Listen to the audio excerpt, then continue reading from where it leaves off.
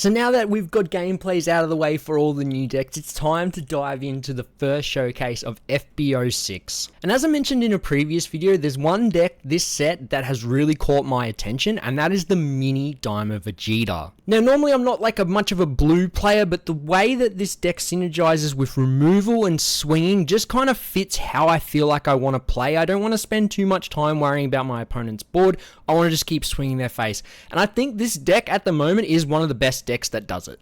So I've got 5 games that we're going to go through today, and they're all against meta-relevant decks, and some of them did go a long time, so strap yourselves in. This might be a little bit of a longer kind of video, but nonetheless, I always appreciate your support, guys. If you are enjoying it, please be sure to hit the like and subscribe button, but let's get going. Alright, so we are back again, and you guys would see the list on the screen. We are starting with a mirror match. The list that you guys will have seen already is not the list in this game. This is the first game of it all. So obviously you will see straight away there's a Trunks there. Currently not running that Trunks at the moment. I think I am open to putting it back in. I think this deck has a lot of like different ways it can be built, which I think is like a really cool thing for it. So we are playing the mirror, and I hate mirror matches in this game. The only mirror match in this game so far that I have enjoyed playing is the Green Goku one from the last set. All the other mirror matches I've not been a fan of. But let's see how we go. Let's see if I've been sort of understanding how I want to be playing blue. And I think the blue mirror is just... Let's speed it up because these go for a while. The blue mirror basically comes down to who can't keep removing the opponent's board anymore. So the turn you have to take off to remove your opponent's board, like if you can't remove it anymore, it's hard to come back from that. So you just need to make sure that you're chaining all your removal together, and as long as you're doing that, you're in a good spot. So pretty much like it just becomes a game of like, if you can control your opponent's board, like you'll be pushing the damage through here. So if you're seeing the, I forget his name, the Earthling that bottom decks are 1 cost. If you're like seeing those with your Pilaf loops instead of maybe like Marin or Trunks, you're removing your opponent's board, which is either then forcing their hand to combo out or they start taking the damage. So this Temagami, I actually really like this Temagami in the yellow matchup and the mirror matchup, because here we have to make him burn his marker to get rid of it. Because if it sticks, we see I had another one in hand. I was planning on sticking the second one, which would have made the removal a lot harder. 4 and under removal in this deck is fairly easy to accomplish. 5 and up can be a little bit awkward. So as we do like top deck there, we kind of got a little bit lucky to sort of get away with that. And I am like seriously contemplating bringing the 1 cost Maya back in, because I can't get away from, there's so many instances I've needed 1 cost reduction and I haven't seen it. Well, I'm not playing it, but when I've had it in, I just haven't used it. So it's kind of felt dead every time, which is why I took it out. And I'm really not sure where I want to go with this at the moment. But as we do get some more removal, we see a Marin. I really like Marin in this deck, more so than just the cantrip draw, because I just think sometimes you just need to filter through your deck a lot quicker. Like you will see, we've kind of been in top deck mode a little bit, like we've just been drawing our way out of things. And if you can't dig with Marin, you're sort of, where are you going? As we do charge there. I can't remember exactly what we do here. I think we might like Temagami and Trunks. Yep, so there's the Trunks. And then I believe we follow up with a Temagami. Yeah, follow up with the Temagami. So now we've sort of started to go that little bit wider. Well, obviously not really, because Trunks is gone. And at this point, you see we're still running the Vegeta. I have been sort of having lots and lots of conversations with a good mate, Blake. Shout out to him. He's also maining this deck at the moment, and we've been like back and forth. He's trying to convince me to put this Vegeta back in. I'm not sold on it yet. I just think that it feels useless, as I'm pretty sure my opponent actually makes a misplay here. I actually think that the Vegeta is useless because the only thing it's grabbing back is Lightning and maybe a Temagami. So I just feel like it just feels bad trying to grab back Lightning, because you do have so much removal. And by the time like you're just wanting to use lightning, you generally can like bounce things with 6 Scots Vegeta or bottom deck with Zeno. So that's kind of like my reasoning why I'm not a big fan of the Vegeta. If I was playing like Donut, I think then I would definitely make the case for the Vegeta. But we're not using it. So as my opponent did make the mistake there, so we get rid of the Mai, and then we... I'm actually not sure why I didn't play the draw 3 that time. I think maybe we were just going for a bit more pressure and removal. Because like I originally thought, obviously at this point in time, the new SCR is broken, so I can't use it when this was the case. But I kind of was leaning towards this Vegeta because in situations like we just had there, I could play it for removal and it just doubles down. Whereas I feel like the 5-cost SCR didn't really encourage that.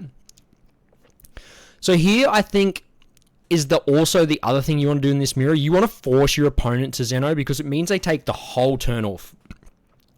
As long as you can respond to Zeno, you generally get yourself in a good spot. So he's lost all his tempo to have to remove my board because I was able to get wide enough. So if you can get wide enough, yeah, it does feel bad losing your board, but it means I had to take the whole turn, use all 6 energy, or 6 energy out of the 7 in this case, to remove the board, and we've obviously got an answer straight away for Zeno, so we sort of like in pretty good control here. So there's the draw 3, and this mirror match also does come down to who sees the most of this card. I haven't showed any of my lot, like I've won all these games. Spoiler, I probably shouldn't have said all that. But this is kind of like showcasing the deck, so it would kind of feel a bit bad if I lost some of these games. I can do another video if you want to see like where I've gone wrong in mirror matches and other matches, and you want to see some losses against some of the top decks. Let me know in the comments. I can probably try and do like a loser showcase if you really want. And basically the mirror, what I'm saying is the mirror that I lost is literally my opponent saw more of these Vegetas than I did. As I only had 3 in my deck, and I have actually seriously contemplated going up to 4. Because in the mirror, it is really, really clutch to keep you alive. Because you combo out of everything, and you just keep alive. So there we go, the Temagami again. And the Temagami has put in work in this mirror. So like now my opponent's 5-drop, trying to remove the 5-drop, he literally has to have another 5-drop to remove one Vegeta. And it even like becomes really relevant to having your peel-offs bottom deck. So he has to Zeno again.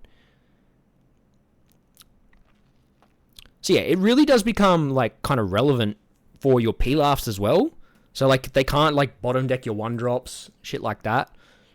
As we do get to combo out very nicely there. I think we actually put up a really nice play here.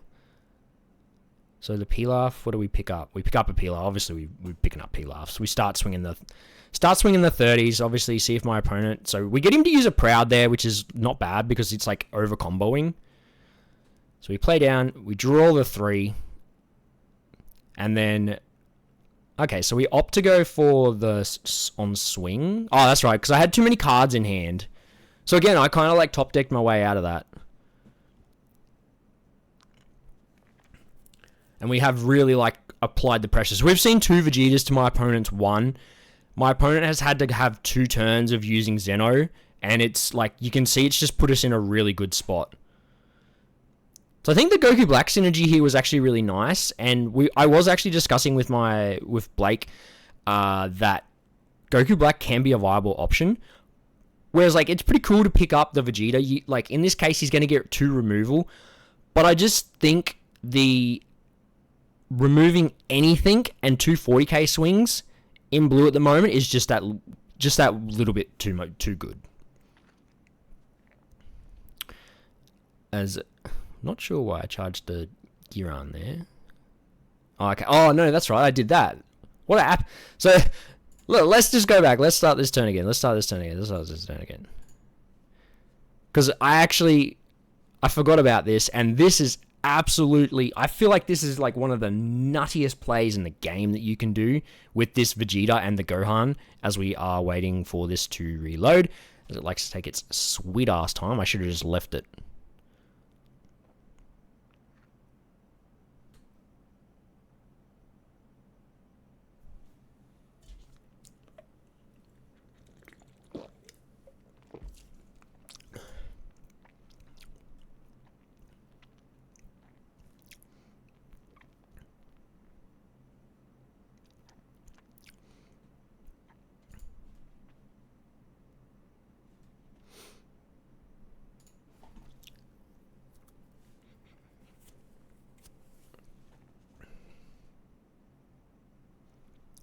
Alright, so let's try this again.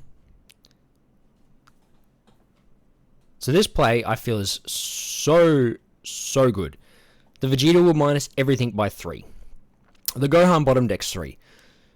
So for 8 energy, you can basically remove anything that is 6 cost, 2 things that are 6 cost or less for 8 energy. That is just insane removal. And the relevance of this here is that we also did not have to Zeno. I will point this out. We did not have to Zeno to get rid of his board. We were able to play 2 30k bodies, and we're going to swing at 2 30ks. This is where the tempo of the mirror comes in clutch. He had to Zeno, and you see that we're in a much stronger position. He does just combo out. So now I look at it, I actually wasted an energy here, which is a little bit unfortunate because I just could have swung with the Vegeta and bottom decked his Pilaf. But again, this promo is just so strong, does so much work in the mirror. Like, we just got 2 4 costs established, and he's able to sort of like claw his way back into the game because he's able just to remove my board. There's the double strike, so I was actually very fortunate that we didn't take that.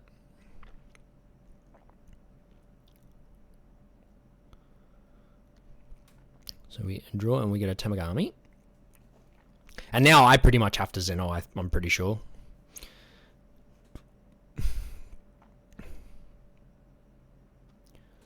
Yeah, I think we just like Pilaf up.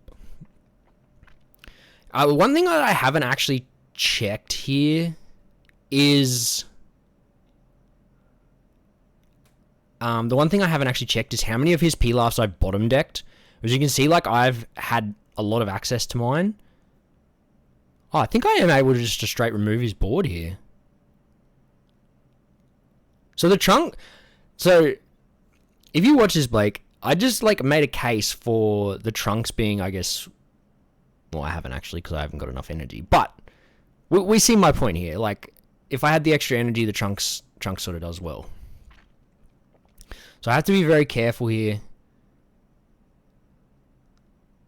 So the 35, and we have to literally, I think, combo the whole hand here. No, we don't have to. What did my opponent have in his hand? Okay, so he didn't have a double strike. Very interesting, he's running this Beerus. I did actually have this recommended to me, but I just don't like you have to remove your own things when... A lot of this deck kind of revolves around, you having, combo power on the board.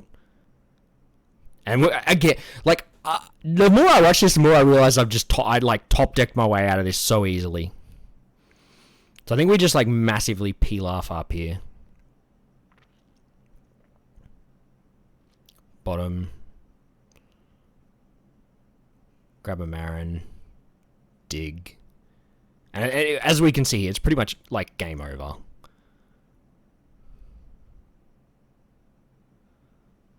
So there we have it. That is the end of game 1. Let's go check out the others. Alright, so again, this is another master player. So we're playing against some master ranks, and this is against Halo-Ku. And this match, I was actually really, really stoked about. I did this, and then I like went to bed, and I was like massive hype here.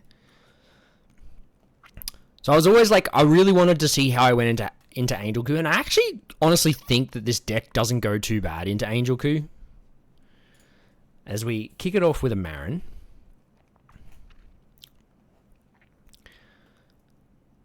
Of course, we are wanting to combo out here. And the list is actually very, very heavy on one-drop removal.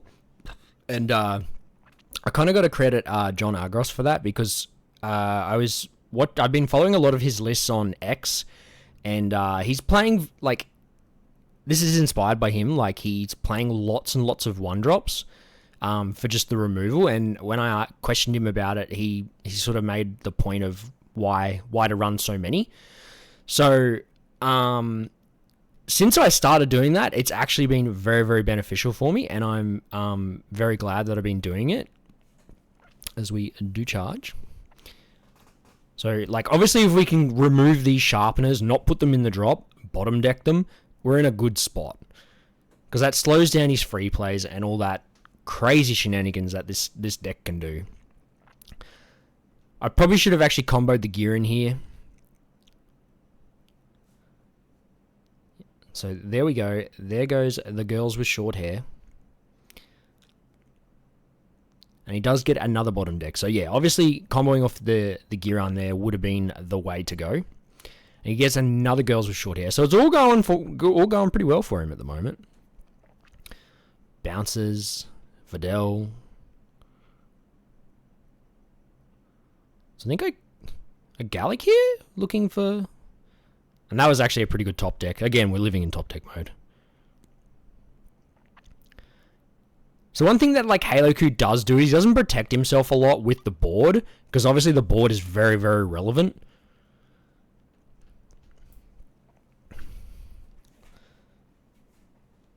So the reason I opted to swing there and take him from 5 to 4 so he can awaken is it because it would have put him to 9 cards in hand, which meant that he pretty much couldn't, like, turn around and play a Gohan on me and reduce me with Hercule. So that was the main reasoning for doing that, because if you can force blue, especially like this deck, where like a lot of pretty much all the free plays off the field come with 7 or less in hand, you have to force them to play their hand down, which can kind of make them over combo for no reason, or just like do stuff that they shouldn't have to because they've just got too many cards in hand. So you probably will see moments where I like super combo out of being unawakened, and I think it is just very relevant to do that sometimes because of your hand size. This, like, for Halo Coup, it is a little bit more dependent because you have a bit more control. And we see here, like, we just see, like, the value of that right there is that he had to play down the Hercule or he wasn't picking anything up with the Videl. So we've then forced him to have to do that.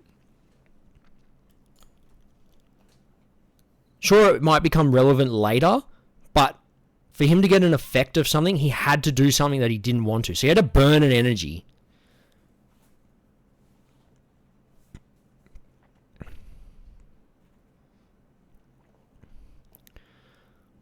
So we charge a lightning. So, like, I'm not too fussed about playing with a low hand size. And here you see, I actually just opt not to swing at him because that was an opportunity for him to get rid of 2 cards. His hand is massive at the moment. He is not, like, he's got to do things to get his hand down.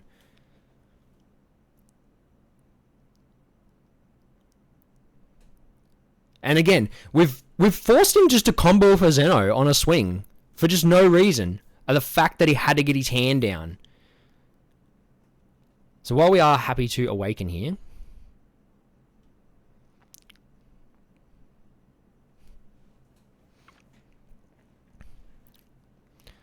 we do combo out.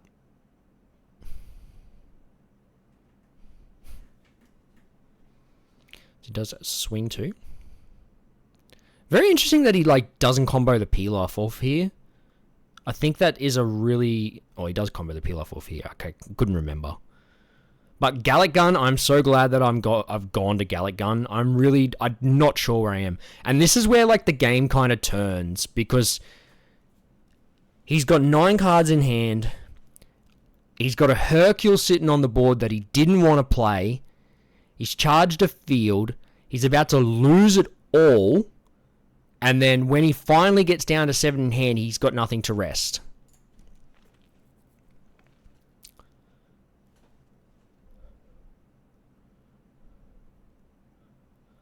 And in saying that, I don't need to pump any swings here. So we get out of that, and we're actually in a pretty good spot here. We got three supers in hand. We are happy to combo off the Pilaf, of course. And there's a third field chart. I'm actually not sure why he's gone about it that way exactly. Let's have a look. Maybe he was just trying to dig for a sharpener. He does, of course, the Pilaf shenanigans. So here we go. We get to top our hand back up. Bottom deck the Gohan, and then I think I bottom deck. Oh, I do. Okay. I couldn't remember which one I did, because in this situation, it is kind of hard. It's like, what do I actually bottom deck? Do I bottom deck the Satan City card, or do I bottom deck the Pilaf? So here, the only downside I have to this card is it's 35k, the Vegeta. Anyone that has been watching me knows that I absolutely hate 35k. I think 35k is the worst stat line in the game, because a lot of the, like, there is very, very rare instances where, of course, it is relevant to swing 35k. It's always just getting met with a super. And here my opponent makes I think this is an absolutely massive mistake from my opponent. Because I honestly think that he's better off not bouncing anything. Because I can just play this again and leader effect, and I've bottom decked his Vegito. So he grabs the Final Hope, combos to the 50, and we're happy to take here because we got a pretty good hand. I'm not really worried about double strike at this point because we've got 3 supers, 2 Gallic guns, and we're about to draw more cards. And his hand is obviously dwindling very fast. Draw some more cards. Bottom deck. Of course, takes the damage, and we just float to, just because if he does for whatever reason have the double strike, we don't want to have to. We want to make sure that we're getting out of it. We don't really need to push him too hard here. And again, tries to start the Final Hope loop. Of course, we're more than happy to play our hand right down. It's definitely in a spot of bother here. He's just trying to get the reduction going. Very good. I will say this was very good sequencing my opponent. I just think that the Vegito play was a massive mistake. If we look at my hand now, I don't really have an out to the Vegito that way. Obviously, I think I had a 6-cost Vegito, but you don't want to start back and forth bouncing your Vegitos. He does grab back a sharpener, and we're just getting rid of that Pilaf. Unfortunately, in this matchup, in the blue matchup, if you're playing against Mini Vegeta, please combo your Pilafs off because you're pretty much going to lose them. And if you lose your Pilafs, it does make it a little bit hard. And from here, we just keep chipping away at my opponent.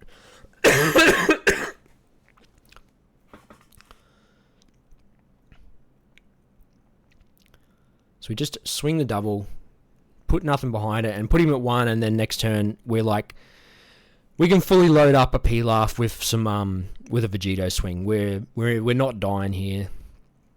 We've got 2 open energy. We've got 3 super combos still. I don't see a world where we lose here. Grabs back the Final Hope again, which I actually think. Yeah, I was gonna say. So he has to go for it here. And granted, he can get to a very high number, but like I said, I knew I'm never dying. So we baited the all-in, of course, and the writing was on the wall. It's what he had to do.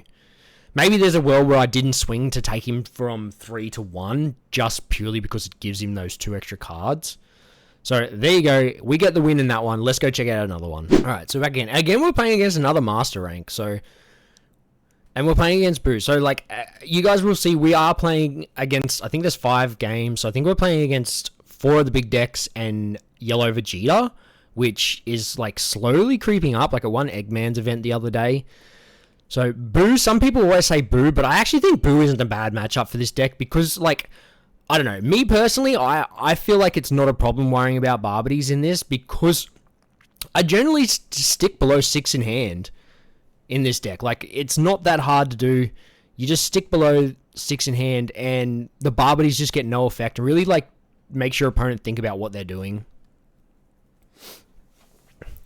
As we do get to dig, obviously we got to dig with the Marin. We're not, and to be honest, I'm more than happy for any yellow to rest my stuff and swing into my board because that essentially becomes a pseudo blocker for me. I want to stay at high life as long as possible, as much. So them swinging into my board is ideally what I would like to see. So we go back to Marin. This is like pretty much the optimal turn 1, turn 2 play. You just like cycle the Pilafs, cycle the Marins, all that stuff. So we swing the 30k. We didn't want to obviously, force my opponent to get an easy combo out because that Freezer can be like kind of sticky and it does help him awaken. And again, comboing the hand down. And he does play another Freezer, of course. So we just combo off 6 in hand. It's what we want to do. So we do combo off the Summer Suit. So we pick up again. Another Pilaf, and a Marin. And Marin gets us a gear in this time. Swing the 30 again. And then we pass it up. Obviously here I was straight up susceptible to, of course, Barbity there. But thankfully he didn't have it. That's probably the first time I've ever played against a Majin Buu where I didn't see a Barbity on turn 3 because I hate playing against this deck. It just does the same thing every single time. Doesn't matter what you do. There's always a goddamn Barbity. But in this case, it wasn't. So it worked out well for us. And again, he's swinging in my board. That's alright. So we're just happy to combo out. And of course, we have to take that. We got no super there. If I had a super there, I probably would honestly have thought about comboing out of it. So we want to keep him high life as possible. So we just do this, play the Gohan, remove his board, and we pass. We know he can't touch us with Final Explosion because we're a 4 cost. So we're just happy just to leave it in active mode. Of course, he does swing here, and now this is where this Vegeta is just so good. This new 5 cost Vegeta. I can spend these cards protecting my board because I'm going to draw 3 next turn.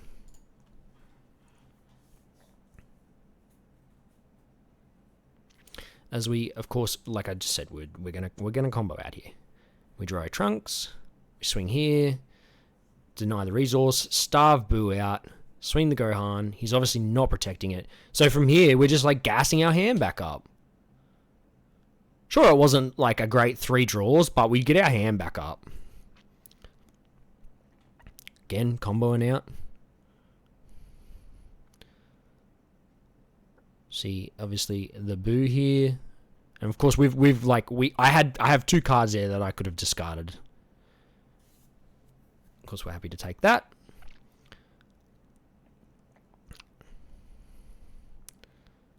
Play the Marin, and here we just like start swinging the face because we know we're removing as we go. I'm actually really glad that I've put this Vegeta back in because like in moments like this, the double swinging of the 30k is just so critical in so many moments. As he finally gets his first Barbity.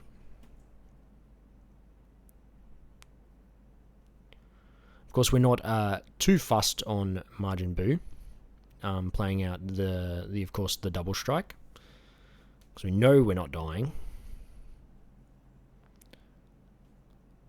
And we've got means to see, like, I don't want to go to 3 there, but I don't mind comboing out. It's like I know he's only got a couple of swings left.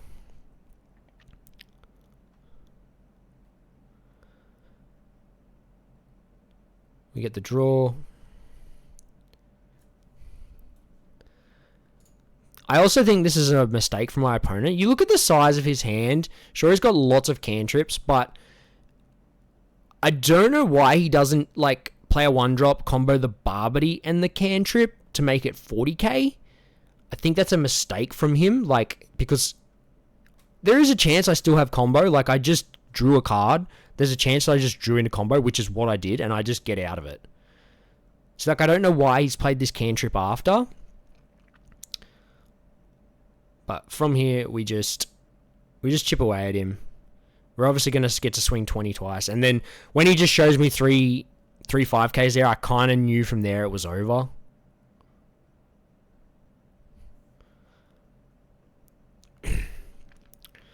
As we go and do that. In theory, I probably should have comboed to 40 there. But it did work out well in the end. Because he's just showing me... He's, of course, just showing me 5s. So we just swing. Obviously, we draw 3 cards again. We stock our hand up. And we get to 75. So, the 5-drop Vegeta in that game was unbelievably clutch. Like, we were never in trouble of losing this game. We didn't even get awakened against Majin Buu. Granted, he didn't see, like, 10Ks and a Barbity early enough. But I don't think that really changes too much of the outcome of the game. I feel like it just maybe takes me a little bit longer to kill him. Alright, so next up is the big boy himself, Broly. And I actually think this matchup is rather hard. I think it is very dependent on if you go first or second. Broly, I think, is a lot better if you make him go second, from like my experience. Like, so they can Nappa on turn 2 and then into Broly turn 3. So that sort of is a little bit dependent on that. So I think if you go first, you're in a better chance to like set up, dig through your deck, find your lightning, all that stuff. But you pretty much want to only be taking the big 8-cost hits, because pretty much they're never having a 9-cost live. They're never having an 8-cost live to get to a 9-cost. That's sort of your game plan. If you do that, it sort of like slows them down. And also it becomes a little bit dependent. I actually have lost a Broly game, and it was just kind of like he was able just to remove my 1-drops, so it was hard to combo out. So I pretty much took more swings than I normally would, as he does play the Planet Vampa. So we draw a card.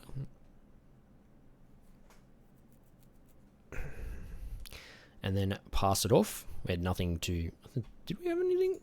Oh no, we didn't have any. We did have something to pick up with Pilaf. I'm actually not sure why I Pilaf there. Maybe I was holding it for something. Maybe I was holding it for the Giran to bottom deck something. That's why I didn't play the Pilaf. That's right. So there's, of course, the bar. And it actually turned out really well that we hit the Zamasu. Pilaf, pick up the Giran. Giran, bottom deck another 1-cost. So we do the combo off here. You need to try and make sure Broly's at 3, because trying to get him from 4 to 3 and then 2 can be a little bit hard. But the game that I lost against Broly, he sat at 4 for a while where I didn't take him to 3. So that kind of like, I think maybe played a little bit of a part in it. But pretty much, like, in this matchup, you're not playing big bodies early on. So playing down the 8-cost Broly for them kind of feels a bit bad because they're not removing anything outside of a cantrip or like a 10k combo. But if you leave them at 3, when they play this Broly, it literally feels bad because they don't heal.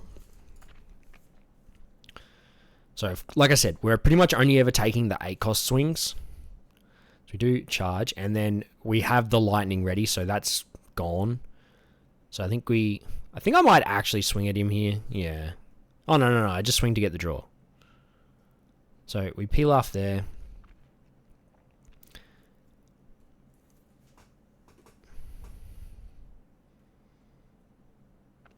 Of course, I have to take that there. I have no super combo. If I have a super combo there, then it's okay.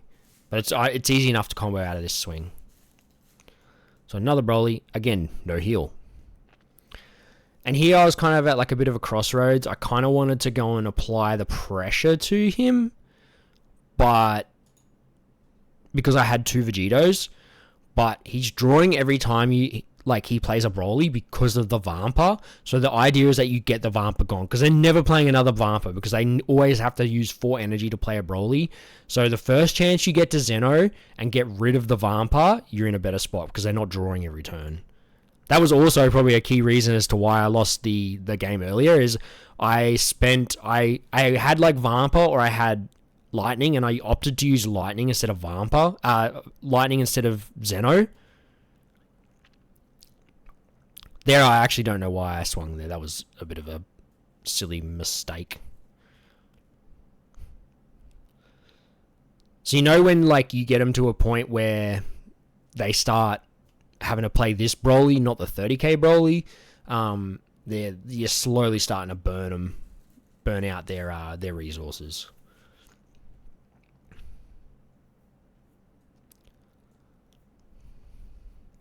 As we combo out, of course. And like I said, we're just taking those ones. So he combos out. Swing. Combos out. So there's our first Vegeto. Swing. He, of course, takes. We mill the 5. We return it to his hand, so it's like kind of like it's gonna be a feels bad if he hasn't, of course, another 4-drop Broly to play. But again, if it means like you put him in like an awkward spot where he's pretty much not removing the Vegeto unless he plays the 8-cost Broly that KOs anything. And in that sense, he's not healing a life. So he's in double strike range. And of course we can see we've got a double strike. So it does put them in an awkward situation. So the bouncing to hand in this matchup actually feels pretty good. So of course we're happy to let it go there. There's the Broly. Maybe a combo out. I can't remember what happens here. So it's like it's not dying there. We've got many ways to protect it. So we pick up. I think maybe I like do a big loop here. Do a big loop and just like drawing into Lightning there, I think was actually a really good play. So we know we're chipping his hand away now because obviously he was within double strike range. Restand. Oh, that's right. Yeah. I didn't do that because if he got out of this, I was just going to bottom deck it and build a chain. Yeah. So we go Pilaf. I think I just do doubled Pilaf here.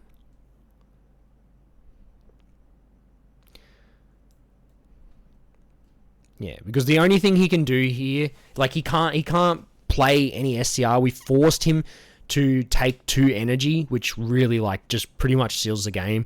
If you can get Broly down 2 energy or up 1 energy isn't too bad, but up 2 energy, well then it's just, yeah. And we see there he just scoops. So that was a pretty good win against Broly. I was pretty happy with that one. Alright, and last but not least, this game is against Vegeta. And Vegeta is probably arguably the hardest matchup for this deck. This plays so slow, and it's just like the extra cards. It's so hard to break through it, and when you're already a slow deck, it's even harder to break through. So I was like so hyped when I won this game. I thought there was the game went back and forth for ages, and I think it was a really good win in the end. So let's sit back and see. You probably will see this. So this is obviously the latest list that you guys would have seen at the start of the video. And the one thing I was thinking, and the reason that I've actually played this, and I did not like this crit Vegeta, but I put it in for the droids matchup because we were sitting here and chatting the other day, and we were like, how do we beat droids? And it's literally like we just have to just go face pressure, and the crit is the way to get the face pressure. So we put the crit in, and I sort of adapted that thing. I was like, okay, if he wants to awaken, that's cool, but let's make sure that he's got less cards in hand to do things with. So we opted to play the Crit Vegeta. And ultimately, the Crit Vegeta actually come in really clutch in this game, because of the crit pressure and the fear factor of the crit pressure.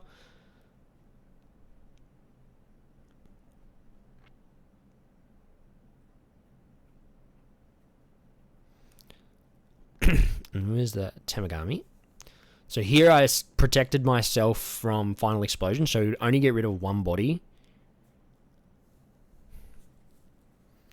And of course, he plays down the Frieza SCR here, and then I think that swinging with the Frieza SCR was just not the play.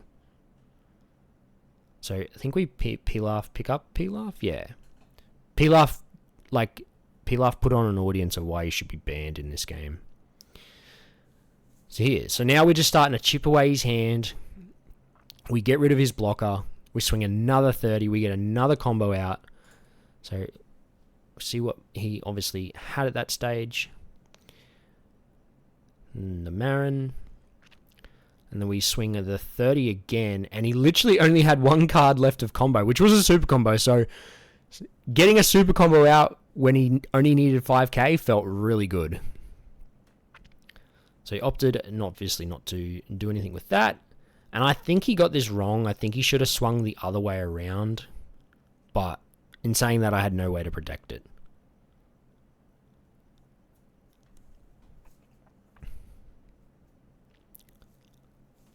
So again, we just get to chip away at the hand. I know it's dying the next turn, but I'm really starving him. I'm not too worried about being starved. And again, we get a massive over combo. So we're just burning resources that don't need to be burned. And again, I'm more than happy for him to swing into my battle cards. And here he does that again. That's okay for me. Of course, plays down the Barrier Buu.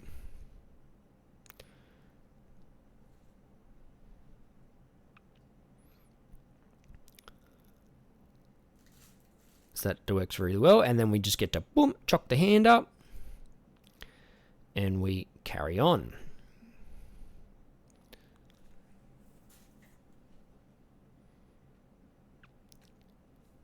So we do take that one, and then another Frieza comes down, and this time he opts not to swing with it. So he lets the Buu die, and he doesn't opt to save it. So we get the take a life, and I opt to swing the crit here, and he chooses to combo out. Because you don't want to put them at 5, because normally Janemba they've normally always got Janemba. It's pretty much a case of any yellow deck you get to 5, they just have Janemba there. So I opted to swing the crit first. If he comboed out, then I wouldn't swing my leader at him to absolutely make sure that he doesn't get awakened. We draw the lightning, which of course isn't relevant here. And then we plant this down, and then we pass.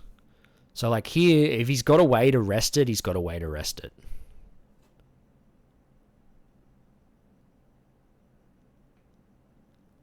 So he pays the 2, obviously puts it in the drop. That's alright. The Bulma to grab back. See, I was actually surprised he didn't grab back. Or is this a different game I'm thinking of a different game. Let's shut up, Hazy. What are you talking about? So we get rid of the Hercule. And then we swing the 40 at him. So we don't get the big over combo this time. And there I make the mistake of only having 8 in hand. So that's a bit of a L for me. As we start our Pilaf loop. He draws a super. So there's, of course, is the Golden Frieza. Locks us down, but we've got the lightning, so we're in a good spot here. We don't really care.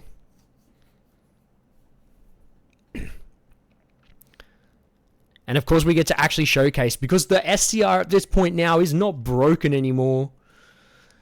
So we get to swing, we get to pop the Gallic Gun, we get to draw twice, 65, and really maybe I could have done this at 5 energy, to take him to 3, but I kind of wanted to force him to actually go to 2. So if he goes to 2 and he doesn't respect, like, he doesn't want to go to 2 because he doesn't want to be in double strike range. So I think that the way I chose to do it, I think was okay to do it that way. He does get back another extra card. So this Goku actually become really relevant for him, because if he locked my board down, my board can't do anything. And as you can see, I'm at 12 cards left in deck. Every card counts at this point. So you'll see, obviously, next turn, how relevant that becomes. So we get rid of one Zeno, because I was pretty sure I didn't need both. So he untaps 2. And now it's just about swinging the awkward numbers at him. You need to try and start picking the awkward numbers. I knew at this point he had one of the 25Ks. I just couldn't remember if it was the rest or whatnot, but looking at this, it was obviously both. So I didn't want him to get out with this. I didn't want him to get out with that. So I would have much rather preferred he used 2 energy to get out than 1 and draw a card.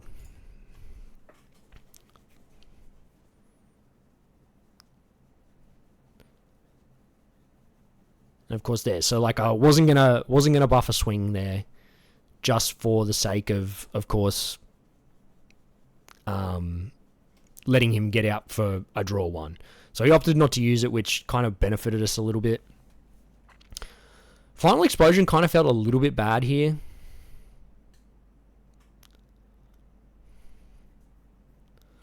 See, plays down the Buhan. Of course, we have to discard 1, so there goes the Lightning. And he opts not to swing, so again, we're not worried about that. We're Pilaf. Obviously there, I do let him get out with it, which I think there was a reasoning behind this.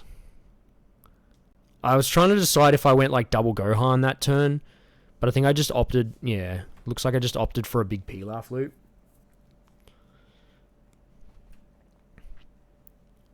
So the 40 is not a problem because he only had 1 energy.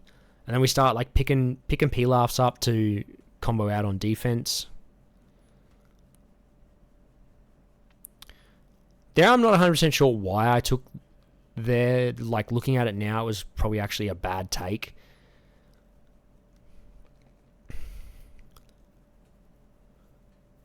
But this again was actually a very easy out because we had Pilaf and a Gallic Gun.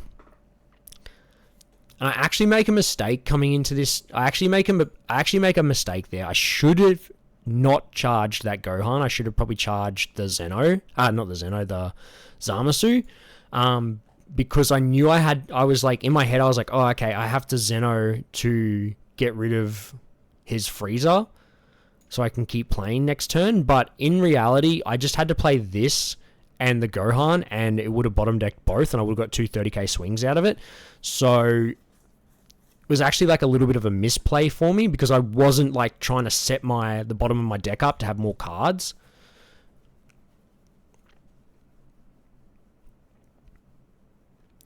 So we swing the 40. We obviously check to see what he's got, and I'm not sure why he didn't just combo out. Oh, I think he might have been waiting for that. So yeah, here's where I literally realized that I'd gone and stuffed up. So again, he's trying to be very combo efficient, and it actually worked out well for him. And then maybe that was why I did it, because maybe that's why I did it. Just get an extra card at the bottom of my deck. And again, he opts not to swing. So I don't know if that's like a misplay for him. He had lots of opportunities where he could have swung and he just chose not to. So I go to 40. He's out by 45. I was really stuck with what I wanted to do. I didn't want to play Vegeta and him have another Frieza SCR or a blue power and then I just lose. But I kind of needed to get rid of the Vegeta, so I was really dancing on thin ice. But I mean, like, that's why I just grabbed a heap. I just opted to do big Pilaf loops.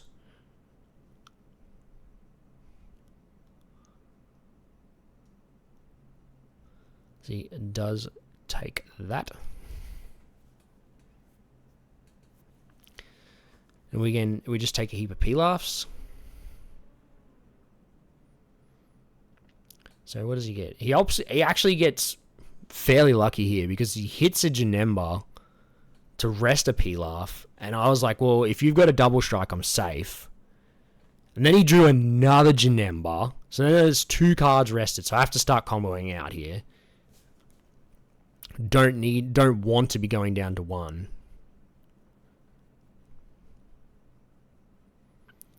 I'm also not sure why he isn't throwing these behind him. Like, he has 3 open energy with 4 swings. He has to deal 2 damage. I'm not sure in a real world why he doesn't use these here. I think if he uses these here, he wins. I don't really understand what he's done there, whether he's just straight up made a mistake.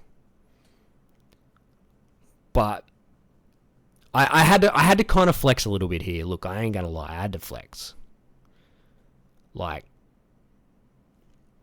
Vegeta, right, we'll swing with Vegeta. He gets out. And I knew I was probably, like, killing him then, so I played down the second one. Like, you know, like, look, I had someone troll me the other day, so every now and then I just wanted to, like, get the 2 Vegetos out because I thought that was really cool. I got to play 2 Vegetos in the one turn. So that's going to be the end of the showcase today. Hope you guys did enjoy it. If you did, please be sure to like and subscribe, and we'll catch you all on another one soon.